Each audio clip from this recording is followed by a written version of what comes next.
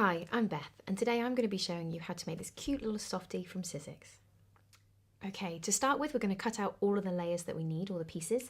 We're going to remove the adapter and the platform from the Big Shot Plus, pop that to one side for another project. So we've got our die here. I've laid up my fabric on top. I'm going to need 8 of the limbs cut out because they form the arms and the legs.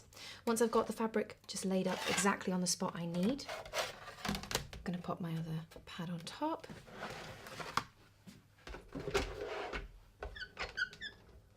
And simply roll it through the machine, just tucking any fabric to one side.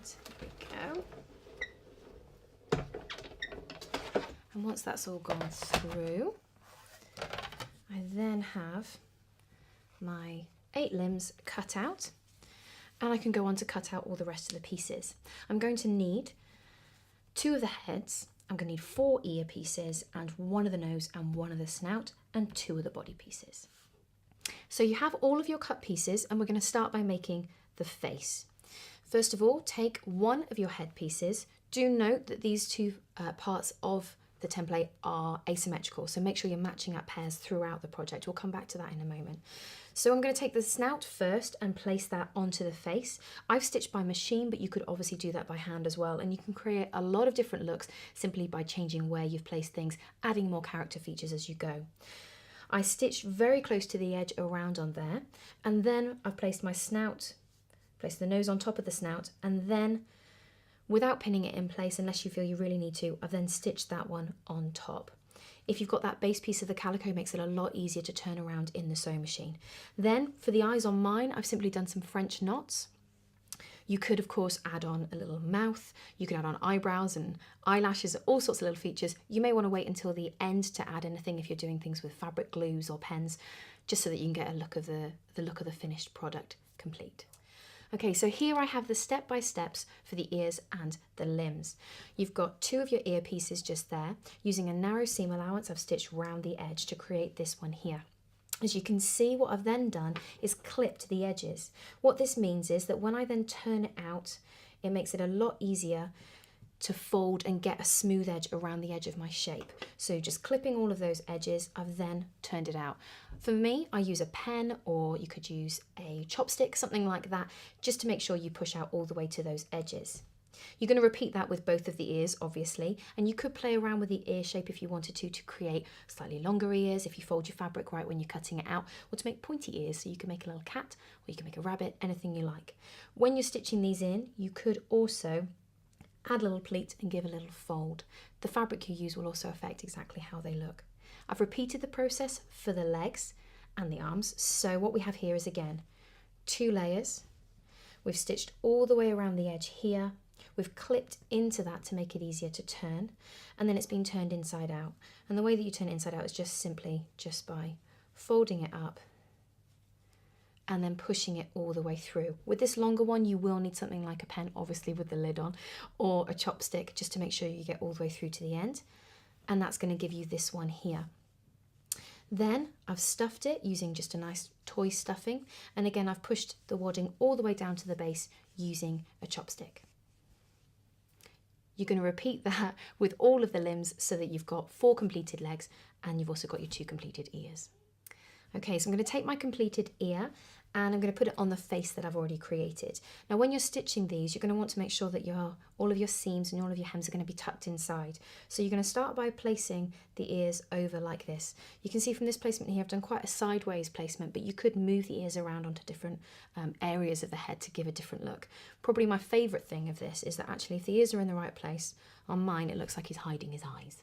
So I've placed those in just where I want them, and then I've stitched again incredibly close. That's not a 1/4 inch seam because I want to make sure it doesn't show when I've got my finished animal head stuffed. So a very, very narrow seam allowance all the way along there, and then that's going to give me my 2 ears in place, ready to be attached to the body. Okay, so the next stage is attaching the body to the head. The way to do that is to put your right sides together and attach the neck and the head. So I just like to put a couple of pins in place to make sure I've got the corners matched up. And once those are in place, you can use a 1/4 inch stitch seam allowance along there. When that's stitched, that's going to give you the body like this. And as you can see here, I've attached the arms. Again, with the arms, you can attach them at any height to give a different look. And you could also make them shorter or longer if you wanted to, mostly shorter, just by tucking them in a little bit more. So again, I've done exactly the same thing as I did with the ears, and I've put them into the place where I wanted them, pinned them when I was making those, pinned it in place, and then done a really narrow seam allowance, as you can see here, so that when they're joined, they fold out. The piece I've got here is for the back, and as I said before, you do need to make sure that with the head and the body that you're matching up the shapes, because you do have a slightly asymmetrical head and an asymmetrical body part. So just make sure that you've got the long edge of the body part on one side and the short edge on one side, and you haven't got a wonky bottom. Okay, once you've got to that part, we're then going to attach the front and the back together.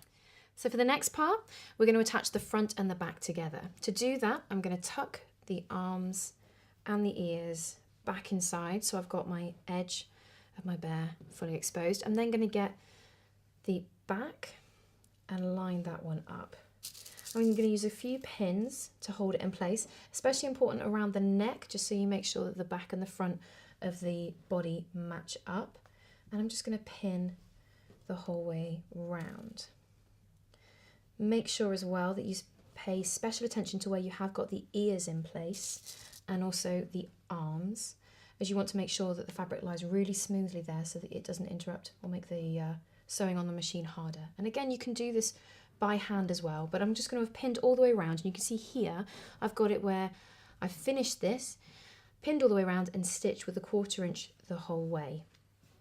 So then what I'm going to do is turn it inside out. Because you've got those arms, you can actually use the arms to help you pull it the right way out.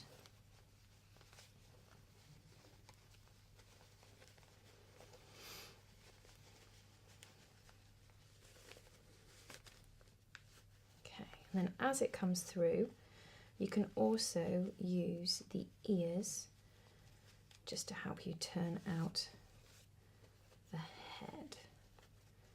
There we go. He might need a little bit of a press after that crinkling. Okay, so there we have essentially the head and the body of your softie. We're then going to need to stuff it, and then I'll show you how to attach the legs as well.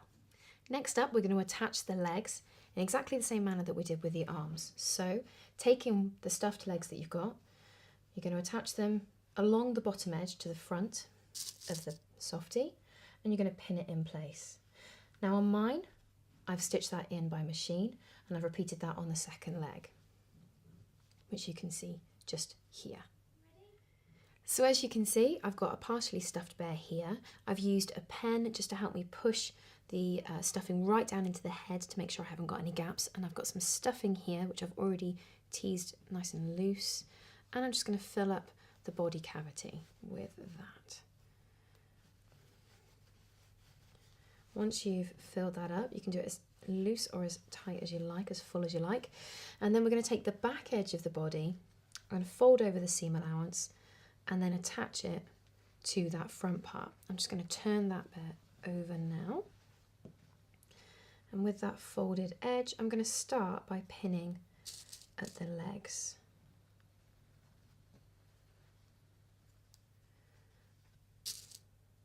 Once the legs are in place, I'm just taking care to make sure that the stitching is covered up so you can't see any of that machine stitching where I've attached the legs. I'm going to go back and just make sure I've caught all the edges back along the rest of the bottom, along the rest of the base. And it's better to put more pins in at this stage and make sure you've got it lined up exactly as you want it. And then you know that you're not going to have to come back and tweak it afterwards. So just checking along there that you've got all of those edges caught in place, and then using a running stitch, just running the thread all the way along, taking special care around the legs just to make sure that you have definitely caught all of that fabric in place, you haven't got any gaps where the stuffing can come out. Once you've done that, fasten off your thread and you've got yourself a finished softie. As you've already seen, we can move the eyes, we can put the eyes in different places, add detail to the mouth, we can add a scarf, we can change the fabrics, and there are so many ways to make this bear your own. So for more inspiration, hints and tips, do head on over to our website and blog. You can also find us on Pinterest and on Instagram. If you do make one of these cute little softies, don't forget to take a picture and to tag us in it. We'd love to see your makes. Enjoy.